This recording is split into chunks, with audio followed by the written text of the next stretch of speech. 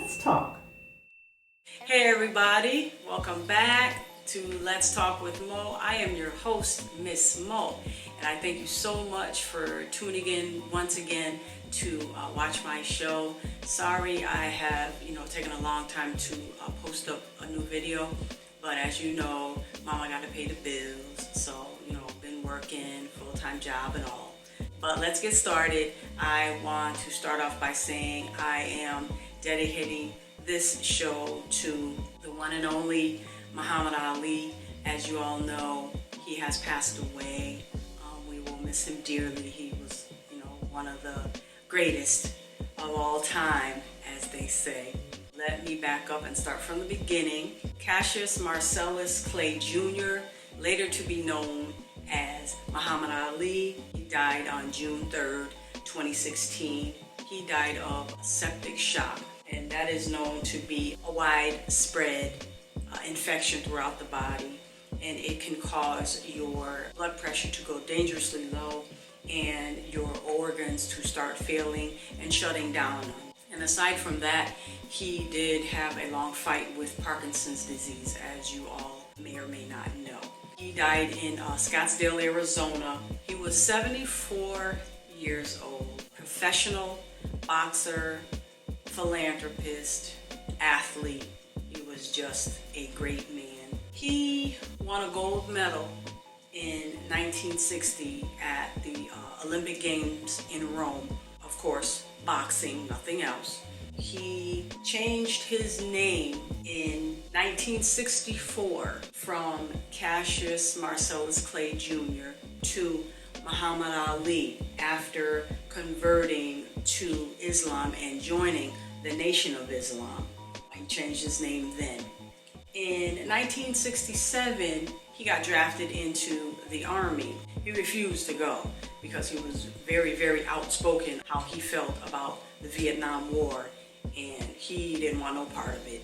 And so he refused to go based on his religious beliefs.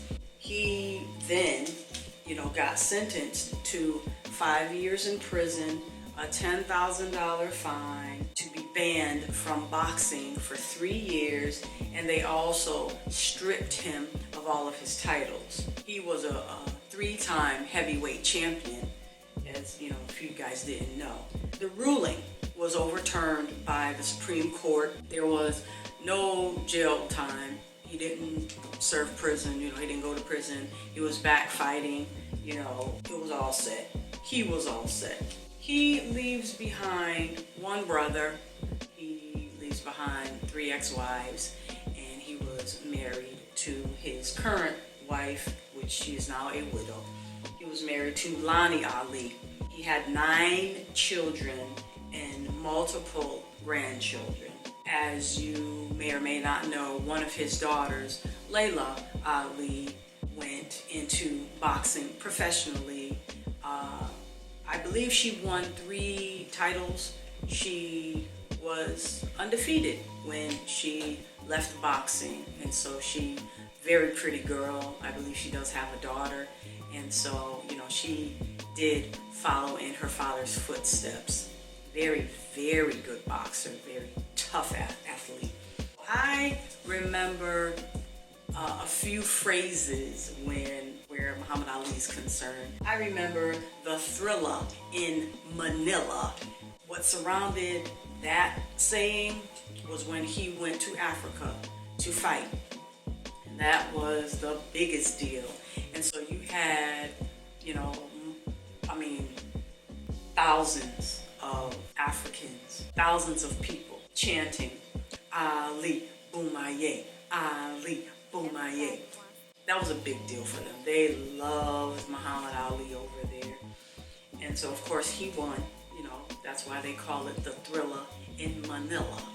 Another phrase I remember, of course, float like a butterfly, sting like a bee. Enough said. Self-explanatory. You float gracefully and beautifully like a butterfly, but then you'll get stung. Another phrase or thing that I remember about Muhammad Ali and his boxing was the rope-a-dope. Just in case you guys didn't know what the rope-a-dope was, rope-a-dope was when Muhammad Ali was on the ropes. He was doing this, protecting himself. And his opponent was coming at him, pummeling him. If you were the opponent, you would be thinking, oh yeah, I'm wearing this guy down. I'm giving it to him. But no, Muhammad Ali was playing you all the time. The whole time, he was playing you. You know what he was doing? He was tiring you out. And then when he weared you down, that's when he gave it to you. He pummeled on you. And then that was it. No more to be said. You hit the canvas pretty hard. Yeah, that was a game that he often played with a lot of his opponents. Muhammad Ali did light the Calderon in 1996 at the Olympics. Calderon is the round dish that the flame burns in for the Olympic Games. And as you know or may not know, as long as the Olympic Games are going on, that's how long the flame burns. When the Olympic Games are over for that year, that's when the flame is put out. But until the games are done and over, the flame burns. So Muhammad Ali had the honor of taking the torch, walking up to the Calderon and lighting it. So I know that that was something that he loved to do. And did I also mention that he converted in 1964 to Islam, and then in 1967 he was drafted into the army but refused to go. So I wanted to make sure I gave you those years. He was a very, very great man, and he will always be known as the greatest of all time. He had no problem saying what he meant and meant what he said. There were no ifs, ands, or buts about what he said. Wasn't no maybes, mights, could have. No. Whatever Muhammad Ali said, he know that you knew. That's it. He said it. He meant it. That's what it was. He always bragged and boasted about how he was going to beat his opponents, what round he was going to knock them out in. He always had some rhymes with, whatever he was saying. He was, he could be loud at times. That was part of his character. And so everybody loved Muhammad Ali for that. He was a 3-time heavyweight champion, like I said before. He was very funny, and he always commented on how pretty he was, and always telling the public, oh, you guys need a pretty champion. You guys don't need no ugly champion. I'm pretty. I'm so pretty. Everybody remembers him for that. He had a very special friendship and relationship with a sportscaster named Howard Cosell. Howard Cosell was a lawyer, but then he found his calling in being a very good sportscaster.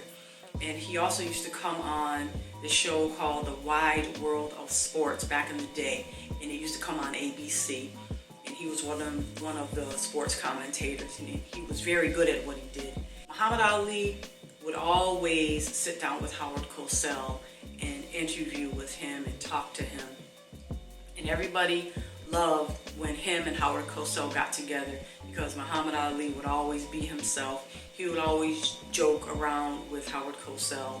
And I remember in one interview, Howard Cosell called Muhammad Ali truculent. And of course, Muhammad Ali did not know what that meant. And so Muhammad Ali said back to Howard Cosell, he said, well, Howard, if you're calling me truculent, if that's good, I'm that. And so he didn't know what that meant. So everybody was cracking up over that. He will be very, very missed. Any questions or comments about today's show? If you liked it, if you didn't like it, about the children, about the grandchildren, about when he got inducted into the army, he refused to go, about, his wives, If you even liked Muhammad Ali, what you liked about him, what you didn't like about him, please get in contact with me. My social media information is below, and that is my take on the greatest of all time. And until next time, let's talk.